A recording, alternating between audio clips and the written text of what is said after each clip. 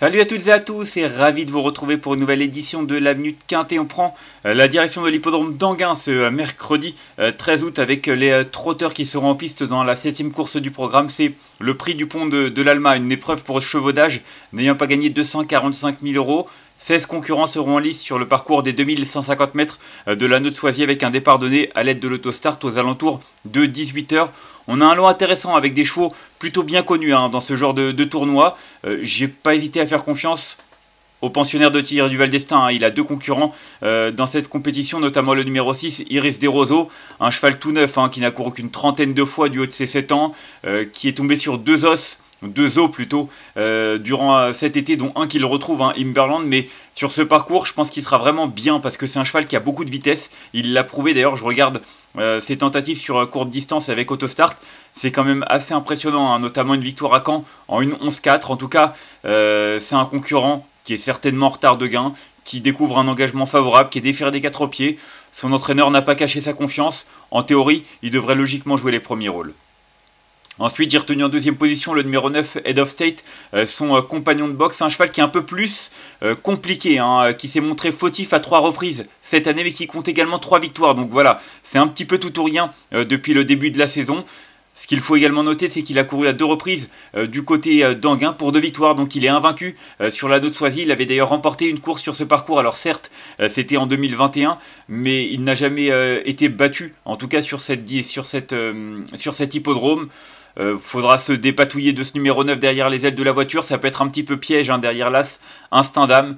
Mais c'est vrai que s'il se montre sage et qu'il arrive à avoir un déroulement de course fluide, honnêtement, il est capable de donner chaud à son compagnon de boxe, le numéro 6, Iris Desroseaux. Ensuite, j'ai retenu derrière ces deux-là le numéro 12, Imberland. Imberland, c'est le tombeur de Iris Desroseaux dans un quintet disputé au Sable d'Olonne il y a un peu plus d'un mois de cela. Il avait gagné avec la manière d'ailleurs. Il m'avait beaucoup séduit. Maintenant, sur ce parcours de vitesse, c'est pas la même donne. J'ai regardé courte distance, c'est pas transcendant, même s'il a déjà bien fait sur des parcours assez court, 2004 à Caen ou encore 2002 du côté de Laval, mais c'était il y a bien longtemps. Et puis c'est vrai qu'avec ce mode de départ, voilà, ça change également un petit peu les choses, mais c'est un cheval de qualité. Il est en pleine possession de ses moyens dernièrement. Il n'a pas été très chanceux du côté d'Anguin en s'accrochant avec le numéro avec Intouchable qui a terminé 7ème, mais le lot était un peu plus relevé. Donc attention, c'est un cheval qui a de la qualité. Il l'a montré à plusieurs reprises et en théorie, il devrait lutter pour les premières places lui aussi. Ensuite, en 4ème position, j'ai retenu le numéro 5, Harmonie la Nuit. Je l'aime bien, cette jument de 8 ans. Elle est courageuse, elle fait en général toutes ses courses, mis à part l'avant-dernière fois à Durtal. Ces dernières semaines, ça s'est plutôt bien passé. Elle a de la vitesse, ça aussi, c'est un argument à prendre en considération, surtout sur ce parcours de vitesse. Elle n'a couru qu'une seule fois en gain, c'était sur 2008. Bon, disqualifié, c'était il y a de cela 2 ans.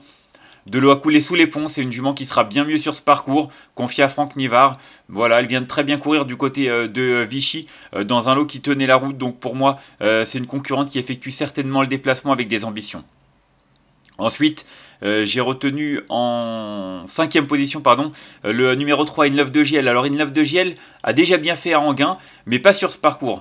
Je crois qu'elle découvre d'ailleurs ce parcours. Il découvre, c'est un Hongre de 7 ans, il découvre ce parcours. Il a toujours couru sur 2008 à Anguin pour 2 victoires en 5 tentatives, donc c'est quand même un bon pourcentage de réussite. Il vient nous assurer de sa forme du côté d'Amiens en s'imposant sur 2004 avec départ à l'aide de l'autostart. D'ailleurs, j'ai regardé, avec ce mode de départ, ça se passe plutôt bien. Une victoire la dernière fois, auparavant 2ème, 5ème, 3ème, 2ème, 1er. Donc bon voilà, j'ai l'impression qu'il est vraiment très à l'aise avec les départs lancés comme ça. Il a un bon numéro derrière les ailes de la voiture, il est en pleine possession de ses moyens. Puis Jean-Luc Dersoir a mis un emoji vert sur le site du trot. En général, il met souvent un emoji jaune, donc il pense que son protégé est en grande forme et capable de rivaliser avec notamment les pensionnaires de Thierry Duval d'Estaing. Donc attention, je l'ai retenu certes 5ème, mais il est certainement capable de faire mieux avec un parcours de choix. Ensuite, je suis parti en 2ème ligne. Faudra que ça se passe bien, notamment avec le numéro 16, Ipalio, un cheval qui aime également la piste d'Anguin, qui la connaît parfaitement. C'est vrai que ses dernières sorties sont pas forcément transcendantes, mais à Anguin, j'ai regardé, il y a couru 1, 2, 3, 4, 5, 6, 7, 8, 9, 10 fois. Mis à part une 6ème, une 7ème place, il a toujours fait l'arrivée. Donc c'est vrai que c'est un cheval qui se montre particulièrement régulier en général. En tout cas, il fait toutes ses courses. Il n'a pas forcément une grosse marge de manœuvre, mais il est courageux. Et puis surtout, on fait appel à Eric Raffin pour l'occasion, déféré des 4 pieds, ce qui n'a pas été le cas depuis un bon moment. Je pense qu'on est en droit d'en attendre une bonne performance. Ensuite, j'ai retenu en 7ème position le numéro 15, Hold Up Dream, second atout de Stéphane Bourlier, hein, qui présente également le numéro 5, Harmonie à lui, que j'aime beaucoup. Hold Up Dream, qui a été écarté des pistes pendant un bon moment. À 2 reprises, il a eu deux interruptions de carrière en 2023 puis 2024, mais c'est un cheval qui a montré malgré tout de la qualité. Dernièrement, 7ème, oui, mais le lot était bien plus relevé hein, du côté d'Anguin, hein, Idéal du Rocher, Colbert WF, voilà, il descend de catégorie.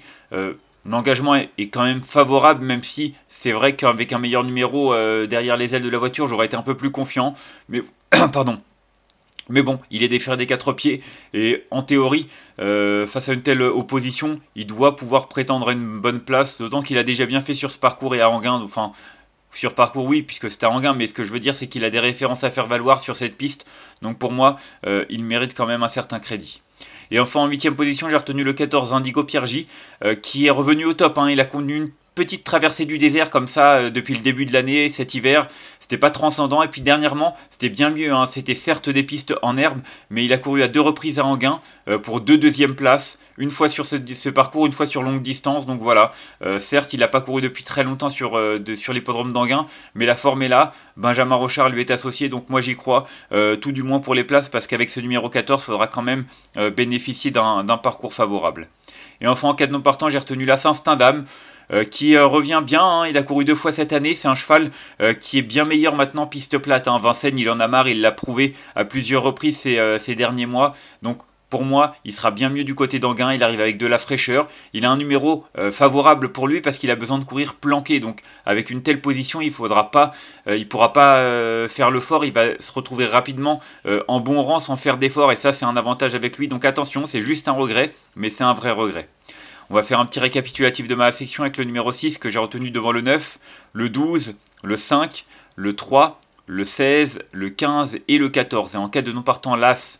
En conseil de jeu, je vous l'ai dit, pour moi, les pensionnaires de Thierry Duval d'Estaing, ce sont vraiment deux chevaux de qualité, le 6 Iris Desroseaux et le 9 Head of State. J'ai une préférence pour le 6 parce qu'il est mieux placé que son rival et compagnon de boxe derrière les ailes de la voiture. Mais attention, c'est vraiment pas gagné d'avance. Et puis le 12, Imberland, sur la foi de sa victoire face à Iris Desroseaux que j'ai retenu en tête, on est obligé de lui accorder un large crédit, même si j'avoue que j'aurais préféré un parcours un petit peu plus long, auquel cas j'aurais même pu le retenir en tête, en tout cas il fait partie des priorités. On va en tout cas se quitter là-dessus. Moi je vous remercie d'avoir suivi cette nouvelle édition de la Minute Quintée. Si vous avez aimé cette vidéo, n'hésitez pas à la liker, à la partager ou encore à vous abonner à notre chaîne YouTube en cochant la petite cloche pour être au courant des prochaines vidéos. On se retrouvera demain pour une nouvelle édition. D'ici là, je vous souhaite une excellente journée et de bons jeux à tous. Bye bye.